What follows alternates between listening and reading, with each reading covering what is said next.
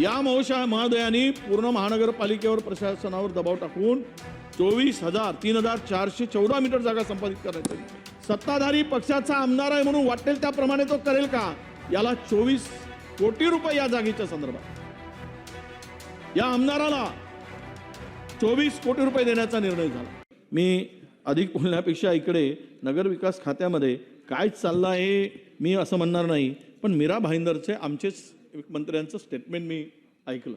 मीरा भाईंदरच्या तेथील लोकप्रतिनिधी संदर्भात आमदाराच्या संदर्भात जे काही वक्तव्य केलं गेलं अध्यक्ष महोदय फार गंभीर आहे असं माझं मत आहे। या गंभीर प्रकरणाकडे शासनाने काय लक्ष घातलं की नाही, काही चौकशी करणार की नाही हा खरा प्रश्न आहे अध्यक्ष महोदय। काय झालं अध्यक्ष महोदय की महानगरपालिकेमध्ये आपण सन्माननीय सदस्य ज्येष्ठ सदस्य इथे अनेक जण आहेत आणि त्यामुळं खरं तर ज्या ठिकाणी महानगरपालिकेच्या जागा आपण घेतो त्याला TDR स्वरूपामध्ये मोबदला देतो, परंतु मीरा भाईंदरमध्ये जमीन घेतली मेट्रोसाठी। मेट्रोचं काम अडवणारे कोण? तिथलेच लोकप्रतिनिधी आमदार।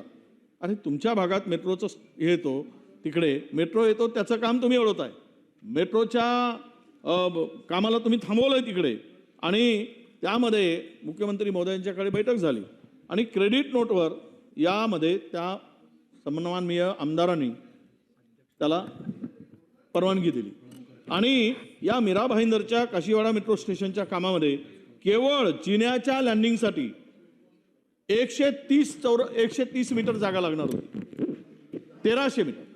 या महोदयांनी पूर्ण महानगरपालिकेवर प्रशासनावर दबाव टाकून 3,414 मीटर जागा संपादित करायची आणि याला नगदी रूपानं सगळे वृत्तपत्रामध्ये ठळक छापून आलाय। सत्ताधारी पक्षाचा आमदार आहे म्हणून वाटेल त्याप्रमाणे तो करेल का? याला 24 कोटी रुपये या जागेच्या संदर्भात या आमदाराला 24 कोटी रुपये देण्याचा निर्णय झाला। अरे कसलं हे? आपण लोकप्रतिनिधी आहोत, सगळ्यांसाठी वेगळा निर्णय नियम TDRच्या रूपाने देतो की नाही आपण जमीन हस्तांतर करतो त्यावेळेस, पण इथे का त्याला नगदी रुपये देतो आमदारांना? तो सत्ताधारी पक्षाचा आमदार म्हणून या आमदारावर गंभीर स्वरूपाचे गुन्हे आहेत अध्यक्ष महोदय, अशांना आपण पाठीशी घालतो। माननीय मुख्यमंत्री महोदयांना माझी विनंती आहे की आपण एक चांगला कारभार करत असताना अशामुळे बदनाम होऊ नका। ही बदनाम करणारी मंडळी आहे, याला पाठीशी घालणं म्हणजे त्या भागातील एक मोठं पाप आहे असं मी मानतो। यामध्ये या संदर्भात मी सर्व पुरावे आहे तर आता म्हणून मी म्हणालो की याची चौकशी झाली पाहिजे। एक सत्ताधारी पक्षातील मंत्रीच मागणी करतात, मी मागणी करत नाही, ते आलेल्या वृत्तपत्रातून बातम्या आहेत, तरी पण खात्यातील सरकारमधील मंत्री मागणी करू नये।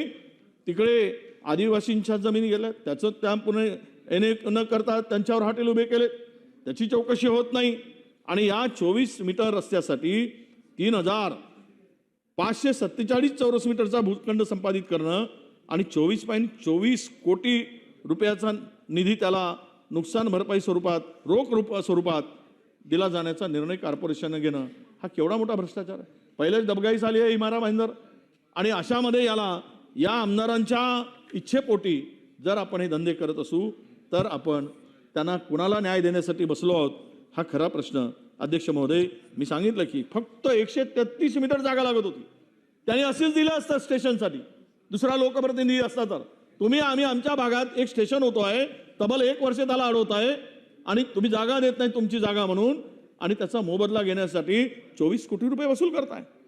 हे पाप नाही, हे चुकीचं नाही आहे, याची चौकशी होणार आहे की नाही, काय कारवाई होणार यावर, हे कसं काय नियम डावलून काम होत आहे? सगळ्यांना जर तुम्ही TDR रूपात देताय तर याला नगदी रूपामध्ये का देताय तुम्ही? याची चौकशी मला वाटतं की आपण करावी आणि मग याचं उत्तर यामध्ये द्यावं अशी माझी या निमित्तानं आपल्याकडे मागणी आहे अध्यक्ष महोदय। आम्ही प्रस्ताव देऊ ज्यावेळी 293चा त्यावर खरी चर्चा होईलच, पण या संदर्भात सरकारची भूमिका ही स्पष्ट झाली पाहिजे असं माझं मत आहे अध्यक्ष महोदय।